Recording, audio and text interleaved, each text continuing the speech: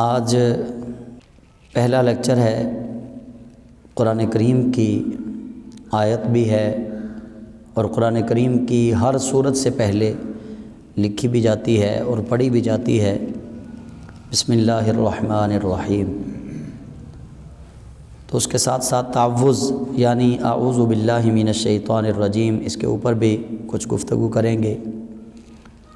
اور اول آج کے اس لیکچر کا مقصد ہے تسمیہ کے متعلق، یعنی بسم اللہ الرحمن الرحیم کے متعلق گفتگو کرنا، چونکہ قرآن کریم میں یہ ہر سورت کے شروع میں لکھی گئی ہے اور سورہ فاتحہ کے شروع میں بھی بسم اللہ الرحمن الرحیم موجود ہے، اور جیسے ہی ہم تلاوت کلام پاک شروع کرتے ہیں تو بسم اللہ الرحمن الرحیم سے شروع کرتے ہیں۔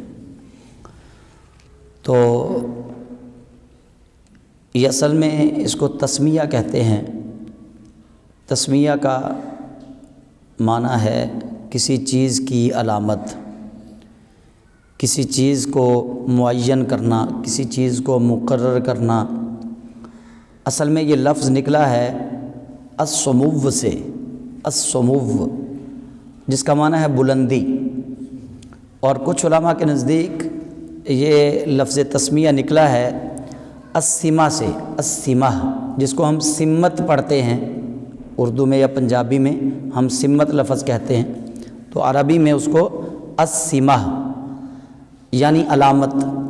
تو تسمیہ جو ہے یہ علامت کے طور پہ بھی ہے، بلندی کے طور پہ بھی ہے، متعین اور مقرر کے طور پہ بھی ہے، اللہ کے نام کے طور پہ بھی ہے۔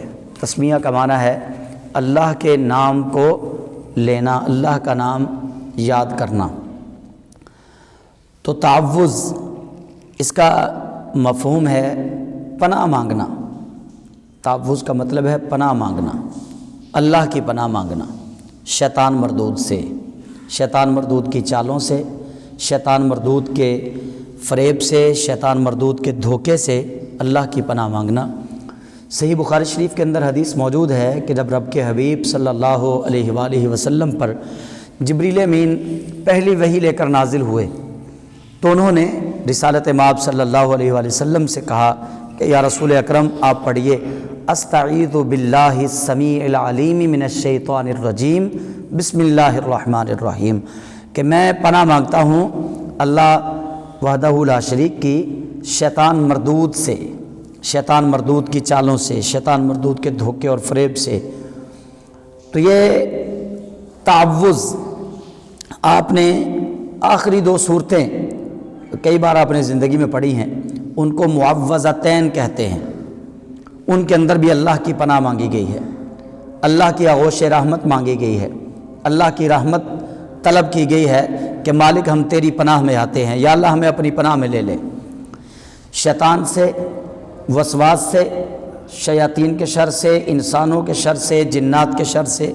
تو تعوذ کا مطلب ہے پناہ مانگنا، پناہ چاہنا۔ اور یہ پناہ کب چاہی جاتی ہے؟ جب کسی چیز کا کوئی خطرہ ہو، بلا تمثیل آپ اس کو یوں سمجھ لیجئے کہ بچہ جب کسی چیز سے ڈر جاتا ہے یا اس پہ کوئی سختی کی جاتی ہے تو وہ پناہ مانگتا ہے۔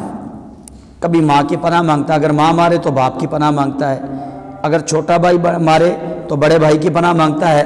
تو خیر یہ پناہ مانگنا کسی کے ڈر کی وجہ سے ہے۔ تو چونکہ شیطان مردود جو ہے یہ لعین بڑا طاقتور ہے، بڑا قوی ہے، ہر انسان کے بس کی بات نہیں ہے کہ اس کو زیر کر لے، ہر انسان اس کی چالوں سے نہیں بچ سکتا، بس اللہ ہی ہے جس کو اس کی چالوں سے بچا دے، ورنہ بڑے بڑے اولیاء کاملین پر اس نے حملے کیے، اور بڑے بڑے عبادت گزار لوگ جو ہیں ان کی عبادت کو وہ آنے واحد میں بہا کر لے گیا۔ بڑے بڑے ریاضت دار لوگ جو ہیں جو شب بیداری کرتے رہے، ان کو ایسی ایسی چالوں میں اس نے پھنسایا کہ ان کی ساری عبادت و ریاضت جو ہے وہ ضائع کروا دی۔ تو اس لیے اللہ رب العزت جل جلالہ نے قرآن کریم کے آداب میں سے ایک ادب یہ بھی سکھایا ہے کہ فَإِذَا قَرَأْتَ الْقُرْآنَ فَاسْتَعِذْ بِاللَّهِ مِنَ الشَّيْطَانِ الرَّجِيمِ، کہ پس جب تم قرآن کی تلاوت شروع کرو تو اللہ کی پناہ مانگ لیا کرو، اللہ کی پناہ مانگ لیا کرو شیطان سے۔ فاستعذ پس پناہ مانگ لیا کرو باللہ اللہ تعالیٰ سے، من الشیطان الرجیم شیطان مردود کے چالوں سے، شیطان مردود کے مکر و فریب سے۔ تو یہ تعوذ جو ہے اعوذ باللہ من الشیطان الرجیم، جب یہ تعوذ پڑھا جاتا ہے تو ہوتا کیا ہے؟ شیطان ذلیل و خوار ہوتا ہے، شیطان کی ناک جو ہے وہ زمین پہ رگڑی جاتی ہے۔ شیطان کو جو ذلت تعوذ پڑھنے سے ملتی ہے وہ کسی مسلمان کی عبادت و ریاضت سے نہیں ملتی۔ شیطان تعوذ پڑھنے پہ، اعوذ باللہ من الشیطان الرجیم پڑھنے پہ ذلیل کیوں ہوتا ہے؟ وہ ذلیل اس لیے ہوتا ہے، وہ زج اس لیے ہوتا ہے کہ اب تو اس بندے نے اپنے رب کی پناہ مانگ لی ہے، اب تو یہ اس کی آغوش رحمت مانگ رہا ہے کہ جو کبھی انکار کرنے والا نہیں ہے، جس کی بارگاہ سے کوئی سوالی سوال کرے اور یہ ہو نہیں سکتا کہ اللہ رب العزت اس کو رد کر دے، تو شیطان اس لیے پھر ذلیل ہوتا ہے، اس لیے پھر وہ زج ہوتا ہے کہ اب میں کیا کروں گا، اب میرا مکر، اب میرا داؤ، اب میرا فریب، اب میری چال، اب میرے دھوکے کے اندر یہ بندہ نہیں آئے گا، کیونکہ اس نے تو اللہ وحدہ لا شریک کی پناہ مانگ لی ہے، اس نے تو اللہ سے اس کی آغوش رحمت کو طلب کر لیا ہے۔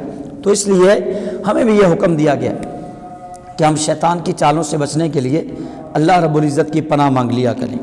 اور بزرگ فرماتے ہیں کہ جب بہت زیادہ غصہ چڑھے، بلکہ حدیث پاک میں ہے یہ کہ جب بہت زیادہ غصہ چڑھے تو اعوذ باللہ من الشیطان الرجیم پڑھ لیں، اللہ کریم غصے کو دور فرما دیتا ہے۔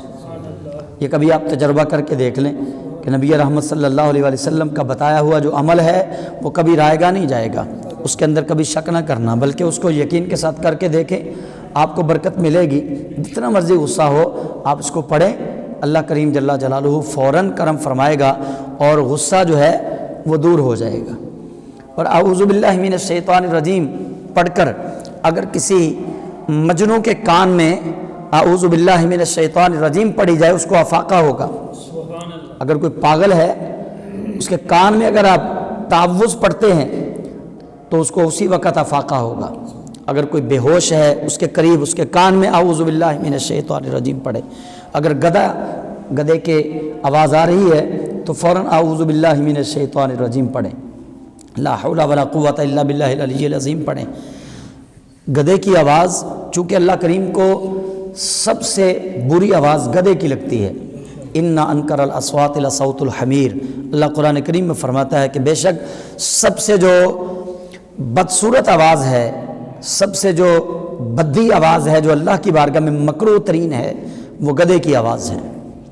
تو اس لیے جیسے ہی گدھے کی آواز سنائی دے تو فوراً تعوذ پڑھیں، لا حول ولا قوت الا باللہ العلی العظیم پڑھیں، شیطان جو ہے وہ دور ہو جائے گا۔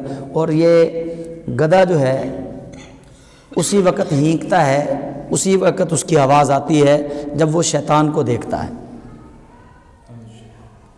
جب مرغ اذان دے تو سبحان اللہ پڑھنا چاہیے، الحمدللہ پڑھنا چاہیے، درود شریف پڑھنا چاہیے۔ کیوں؟ اس لیے کہ مرغ جو ہے وہ اللہ کی کبریائی کا اعلان کرتا ہے۔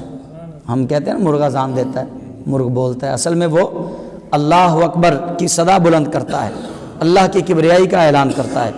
تو وہ فرشتوں کو دیکھتا ہے، رحمت والے فرشتوں کو۔ شیطان، یہ گدھا جو ہے یہ شیطان کو دیکھتا ہے، اس لیے حکم یہ ہے کہ جیسے ہی گدھے کی آواز آئے تو تعوذ پڑھا کریں، اعوذ باللہ من الشیطان الرجیم، تو شیطان جو ہے وہ دور ہو جائے گا۔